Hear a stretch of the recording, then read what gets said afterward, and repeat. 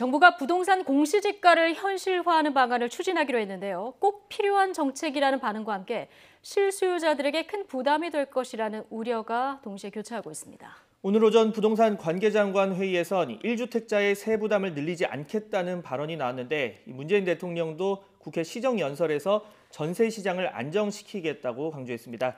이같이 다양한 부동산 이슈, 윤지혜 부동산 114 선임연구원과 함께 짚어보겠습니다. 연구원님, 어서 오세요. 네, 어서 오십시오. 네. 자, 공시지가 현실화 대략적인 방향이 나왔습니다. 네. 세 가지 정도 안이 있는데 2030년까지 시가의 90%까지 올리겠다. 이게 가장 유력한 안인 것 같아요. 자, 구체적인 내용이 어떻게 됩니까? 일단은 현 정부가 출범할 때 공시가격 수준을 시세 수준까지 끌어올리겠다 이렇게 공약을 발표를 했었고요. 그 부분에 대한 이행 과정이 있는데 일단 공동주택 기준으로 보시면 아파트죠. 아파트 기준으로 보시면 현재 한 70% 수준입니다. 그래서 이 부분을 2030년까지 점진적으로 10년에 걸쳐서 90% 수준까지 끌어올리겠다 하는 정책인데 사실상 이 부분들이 세금 부과와 관련된 부분입니다. 공시가격이 재산세나 종합부동산세 부과의 기준이 되다 보니까 정부가 다주택자 중심으로 세금 중과를 하는 부분들이 있기 때문에 다주택자분들 같은 경우는 이제 세금이 크게 늘어날 가능성이 높아지는 거고요. 그래서 1주택자, 서민 실수요자, 거주 목적의 9억 원 이하의 중저가 주택을 보유하신 분들이라면 좀 완화해 줄 필요가 있다라는 부분들을 같이 고려하고 있는 상황입니다. 지금 이 공시가격이 비단 뭐 보유세뿐만 아니라 뭐 건강보험이라든가 맞습니다. 뭐 여러 가지 지표에 지금 사용되는 맞습니다. 그런 지표가 되는 거죠. 그래서 그런 부분들, 세금과 관련된 부분뿐만 아니라 건강보험료, 그러니까 재산세와 관련돼서 예를 들어서 노후에 이제 주택 한 채를 보유하신 분들 같은 경우는 건강보험료와 관련된 부담도 있다 보니까 그래서 1주택자 중심으로는 세금을 최대한 절반 수준까지는 좀 낮춰줘야 되는 거 아니냐 이런 얘기가 나오는 겁니다. 네. 사실 그동안 이 부동산 공시가격이 실거래가보다 너무 낮다 뭐 이런 지적이 있어왔던 건 사실입니다. 지금 만약에 정부 초안대로 10년 동안 뭐 점진적으로 한 20% 정도 올리게 된다면 어떤 효과를 기대할 수 있을까요? 일단 정부가 추진하는 정책의 방향은 무주택 혹은 실수요자 중심으로 시장을 재편하겠다. 1가구 1주택자, 거주 목적의 1주택이 아니라면 사실상 다주택자라면 그 부분을 좀 정리하셔라 이런 관점인데 정부가 추진하는 정책들 중에서 수요를 규제하는 정책이 크게 세 가지입니다. 일단 첫 번째가 대출과 관련된 규제가 있었고요.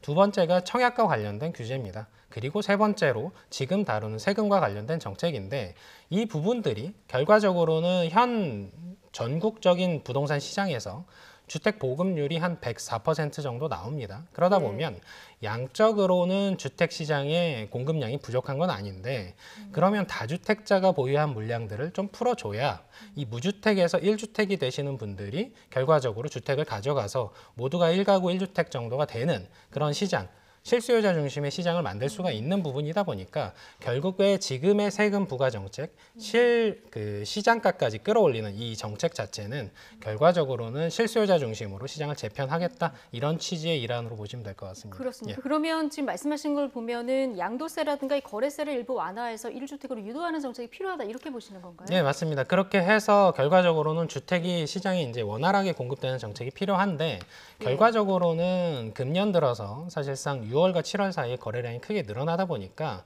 어느 정도 정리가 되긴 했어요. 근데 결과적으로는 이 지금 시장 내에서의 그 양질의 주택에 해당되는 부분들이 아무래도 서울과 수도권 쪽에 집중화돼 있다 보니까 이 부분들에서 다주택자분들은 사실상 세금 중과의 부담 때문에라도 일부 정리를 하셔야 되는 국면인 거죠. 그런데 이미 집값이 많이 올라 있고요. 여기에 이제 공시지가가 현실화되면 뭐 세금 부담이 너무 커지는 거 아니냐 이런 우려의 목소리도 나오고 있는 것 같습니다. 오늘 오전에 홍남기 부총리 겸 기획재정부 장관이 이에 대해서 언급한 부분이 있는데요. 듣고 오시겠습니다. 부동산 공시법에 근거한 공시가격 현실화 로드맵이 곧 발표될 예정인 바 이와 연계하여 정부는 중저가 1주택을 보유한 서민들의 재산세 세부담이 늘어나지 않도록 할 계획입니다. 오늘 회의에서 재산세 세부담에 대해 심도 있게 논의할 예정이며 이를 바탕으로 조만간 당정회의 논의를 거쳐 당과 관계부처에서 이를 발표할 예정입니다. 결국 공시지가를 현실화했을 때 중저가의 집 한 채만 갖고 있는 분들, 이분들도 이제 세금이 올라가는 부분이 걱정 아니었겠습니까? 예. 자, 여기에 대해서는 세금을 좀 감면하겠다 이런 예. 뜻으로 읽힙니다. 예. 자, 어떤 대책들이 구체적으로 일단 가능할까요? 지금 기준은 결국은 6억 원 이하로 볼 거냐, 9억 원 이하로 볼 거냐의 문제가 있고요. 그래서 9억 원 이하로 하게 되면 사실상 공시가격은 시세 반영 비율이 지금 70% 수준이니까 사실상 뭐 12억, 15억까지 커버하는 수준이 됩니다. 그래서 지금 시장에서 중요한 이슈는 뭐냐면 고가 주택에 대해서 중과하는 부분까지는 이해가 됐는데 그러면 네. 중저가 기준에 9억 원 이하의 아파트들에서 일부 재산세와 관련된 부분을 감면을 해주게 되면 지금 시장에서 가장 문제가 되는 부분들은 똘똘한 집 한 채 이슈입니다. 그래서 1가구 1주택자 중심으로 시장을 재편했을 때 똘똘한 집 한 채와 관련된 지역이 과연 어디냐. 그러면 결국은 서울 그리고 수도권 혹은 지방에서는 광역시 지역이 되는 거죠. 그래서 도심 쪽으로 똘똘한 집 한 채 수요가 들어왔을 때 지금의 가격 수준이 아무래도 더 유지가 될 가능성도 높아지는 부작용이 있는 거죠. 아, 수요가 몰리다 보면. 예, 맞습니다. 그래서 1가구 1주택자 중심으로 실수요자 중심으로 시장을 재편한 부분은 맞습니다만 사실상 1주택자가 세금 부과에 대한 부분에서 감면을 받게 되면 결과적으로는 똘똘한 집 한 채 이슈가 다시 시작이 되면서 도심 쪽으로 수요가 다시 집중되는 그런 부작용도 배제할 수는 없습니다. 예. 자, 이런 가운데 오늘 아침에 이 홍남기 지금 부총리 겸 기획재정부 장관 주재로 부동산 시장 점검 회의가 있었습니다. 여기서 네. 지분 적립형 분양 주택이 언급이 됐는데 먼저 이게 어떤 내용인지 녹취부터 들어보시죠. 분양자는 최초 분양 시 토지 건물 지분의 20 내지 25%만을 취득하여 입주할 수 있도록 하되 입주 후에 공공지분에 대한 임대료는 시세 대비 낮은 수준으로 책정할 계획입니다. 이후 매 4년마다 10 내지 15%씩 균등하게 나누어 취득함으로써 20년 내지 30년 후에 주택을 100% 소유할 수 있도록 하고자 하는 것입니다. 이와 같은 지분 적립형 분양주택은 향후 무주택 실수요자의 내 집 마련을 적극적으로 지원하는 새로운 공급 모델이 될 것으로 기대됩니다. 네, 방금 이 홍 부총리 얘기를 좀 종합해 보면 집을 그러니까 할부로 사고 한 20% 정도 내서 선수금을 내고 나머지는 이제 오랜 기간 동안 조금씩 이제 할부로 갚아 나간다. 그리고 임대료를 내야 한다. 이런 점을 볼 수가 있을 텐데 이게 지난 8월에 언급이 한번 됐었던 내용이죠. 8.4 공급 대책에서 나왔던 내용이고요. 다만 이게 구체적인 실행 방안이 아직 나와 있지는 않습니다. 그래서 아까 뭐 여러 가지 설명이 있었습니다만 처음에 이제 초기에 한 20% 정도를 납입을 하고 서민 대상으로는 아무래도 목돈 마련이 쉽지 않다 보니까 그 부분에서 한 20% 정도 되는 지분을 가지고 건물과 토지분을 매입을 한 다음에 나머지 이제 15%, 10% 수준을 뭐 4년에서 5년에 걸쳐서 계속 가져오는 거죠. 그러다 보면 한 20년에서 30년 정도 거주를 하다 보면 본인 집이 되는 뭐 실거주 요건까지 만족을 하니까 사실상 좋은 취지의 정책은 맞습니다. 다만 이 부분들이 실제 공급되는 시점, 그게 2023년에 분양을 합니다. 첫 분양을 하는데 입주까지는 2025년 정도가 되겠죠. 아무래도 그러다 보면 지금의 전월세 시장을 안정화시키는 데는 아무래도 한계가 있고요. 시차가 너무 크기 때문에. 그렇기도 하고 지분 적립형 형태 같은 경우 그러면 최초 분양가가 있을 거 아닙니까? 그래서 최초 분양가를 기준으로 n분의 1을 하는 건지 혹은 그때 5년에서 한 4년에서 5년 단위로 그때 당시의 시세를 다시 반영해서 n분의 1을 하는 건지 이런 부분에 대해서 아직 구체적인 안이 안 나와 있다 보니까 조금 더 내용을 좀 지켜볼 필요가 있는 거죠. 이건 추가적으로 발표가 되는 내용을 좀 지켜봐야 되는 사안인 맞습니다. 거고요. 요즘에 가장 부동산 시장에서 이슈가 되는 게 이제 전세난인데요. 네. 오늘 대통령도 시정연설에서 전세 시장 기필코 안정시키겠다 이런 얘기를 했습니다. 지금 오늘 홍남기 부총리 전세난 관련해서 어떤 얘기를 좀 하지 않을까 기대를 했었는데 매매와 전세 시장 안정을 조화롭게 달성하겠다. 좀 원론적인 내용만 담겨 있는 것 같습니다. 지금 새롭게 낼 대책이 마땅치 않은 겁니까? 어떻게 보십니까? 일단 전세 시장을 안정시키기 위해서는 뭐 크게 세 가지 관점에서 보셔야 됩니다. 일단 정부가 추진하는 아까 지분 적립형 주택처럼 공공이 주도하는 전월세 물량을 크게 늘리는 거죠. 이 부분에 일단 정부의 역할이 있고요. 두 번째로는 그러면 지금의 전세 불안 현상이 과연 임차인한테 있냐, 임대인한테 있냐 이런 부분들을 봤을 때 사실상 임차인을 중심으로 한 뭐 소득공제, 월세 소득공제 같은 경우는 사실 합리적인 대안이라고 보긴 좀 어려운 거죠. 그래서 예. 임대인 관점에서 과연 어떤 당근책을 제시해야 이 분들이 시장에 유통할 수 있는 물량들을 늘릴 수 있을 거냐 하는 부분들을 봤을 때 아무래도 임대인들이 지금 서울 도심 중심으로 거주해야 되는 요건들이 굉장히 강력하게 돼 있어요. 예를 들면 주택담보대출을 받게 되면 거주를 해야 돼요. 그리고 재건축에서 분양권을 받기 위해서는 또 거주를 해야 됩니다.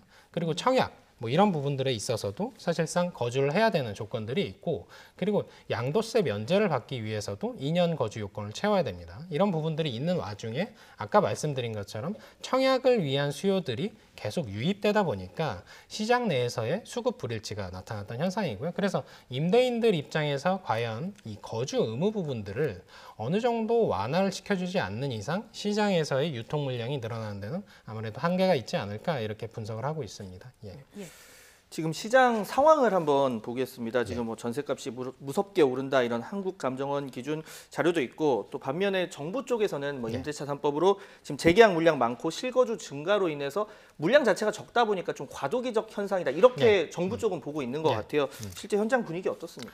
일단 임대차 3법이 시행된 지 한 2달여, 한 3개월 정도 지났습니다. 그래서 과도기적인 국면에 있는 거는 맞고요. 예. 다만 뭐가 있냐면 지금 현장 시장 분위기를 보시면 서울 25개구 기준으로 봤을 때 지난주 기준으로 보시면 절반 이상, 한 16개구가 상승폭을 확대를 하고 있습니다. 네. 이 부분들은 서울에만 국한되지 않고요. 서울, 경기, 인천, 그리고 광역시도 모두 같은 현상입니다. 왜 그러냐면 과거에는 임대차 계약 자체가 2년 단위로 이루어졌다면 지금은 계약갱신 청구권 때문에 4년 단위로 이루어집니다. 그래서 네. 그 가격 수준 자체가 신규 계약건 같은 경우는 주변 시세 혹은 주변 시세보다 높은 수준에서 거래가 되는 거죠. 그러다 보니까 지금의 현장에 계신 그 중개하시는 분들의 그 얘기는 뭐냐면 지금 전세 물건이 희귀하다 보니까 부르는 게 값이다 이렇게 현장 분위기를 전하고 있습니다. 예. 예.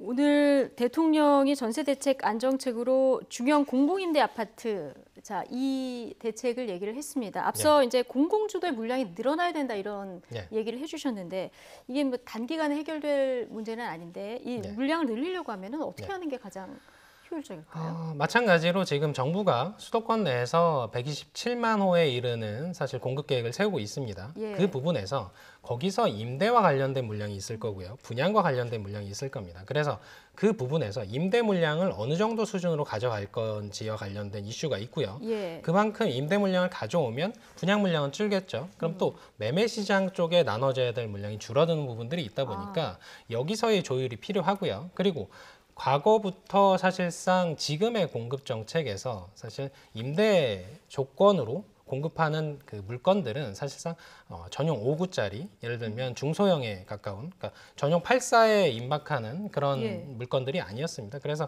그런 물건들을 공급하게 되면 사실상 시장 내에 수요를 맞춰주려는 그 부분은 가능은 한데 다만 아까 말씀드린 것처럼 실제 공급까지의 시간차가 굉장히 길다 보니까 5년 이상 그렇습니다. 그래서 지금의 그 전세 시장, 지금 불안한 전세 시장을 안정화시키는 데는 한계점은 분명하다 이렇게 볼 수 있는 거죠.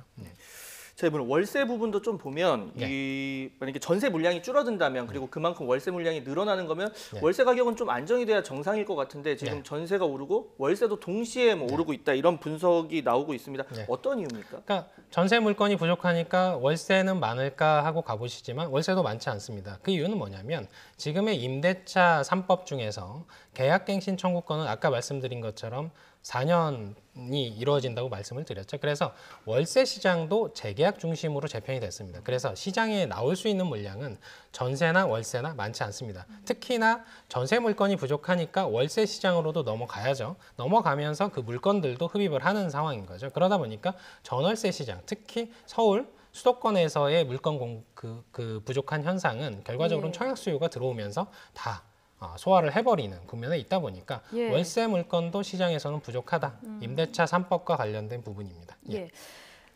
근데 전세 물량은 없고 월세도 오르고 이러면 차라리 집 사자 이런 사람이 더 늘어날 수도 있을 것 같아요. 그러면 결국 정부의 목표는 부동산 시장을 좀 안정화시키는 건데 매매값도 오르는 거 아니냐 이런 우려도 나올 것 같습니다. 전세와 매매의 격차를 보셔야 되는데요. 예. 저희 시세 기준으로 보시면 사실상 서울 같은 경우는 5억 원 정도의 격차가 벌어져 있습니다. 그래서 사실상 마음대로 쉽게 지금의 대출 여건에서는 갈아타기가 쉽지 않은데 그 외의 지역들을 보시면 세종시 같은 경우는 한 2억 7천 정도 벌어져 있고요. 나머지 경기도 나머지 지역들은 한 1억 3천만 원 정도 여유 자금이 있다면 갈아탈 여지가 있습니다. 그래서 서울에서의 지금 부동산 시장 분위기를 보시면 매매 가격은 정체가 돼 있는데 전세 가격 변동률은 매매가 수준을 한 2배 정도 뛰어넘는 변동폭을 보이고 있습니다. 그래서 지금의 5억 원 수준의 격차는 앞으로 상당 수준까지 좁혀질 여지가 있는 상황이죠. 그래서 조기에 지금 전월세 시장 불안 현상을 완화시키지 않으면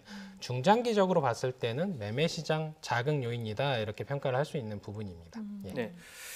지금 상황에서 뭐 정부도 고심이 깊을 텐데 일단 이 전세 상황을 좀 잡아야 집값도 안정이 될 테고 다 연결이 돼 있는 부분이잖아요. 지금 그렇죠. 상황에서 뭐 전세 대책 어떤 부분이 나올 수가 있을까요? 앞서 설명드린 것처럼 전세와 관련돼서는 공급 정책이 가장 좋은 방법입니다. 공급을 많이 해서 그 부분들을, 그 수요들을 끌어와야 되는데 사실은 그 부분들은 하루아침에 되는 게 아니잖아요. 그래서 아까 설명드린 것처럼 임대인 입장에서 시장 내에 결국은 신규 공급을 할 수 없다면 기존의 구축 중에서 혹은 이미 입주한 단지들 중에서 물량을 늘리는 방법밖에 없습니다. 그러다 보면 임대인들에게 어느 정도 혜택을 주는 수밖에 없는데 결과적으로 현 정부 내에서 지금의 임대 시장을 모두 부담하고 그 부분을 주도해서 끌고 가기에는 시장의 총량이 너무 크다. 그래서 민간 쪽에서의 역할들, 예를 들면 집주인들의 역할들을 좀 줘야 된다는 거죠. 그래서 집주인분들이 원활하게 임대주택을 공급할 수 있는 여건도 좀 마련할 필요가 있다. 이런 상황인 거죠. 예. 자, 지금 부동산 대책이 몇 번 나왔느냐 여기에 대해서 뭐 공방도 있습니다만은 어쨌든 세부적으로 보면은 23번 대책이 발표됐고요.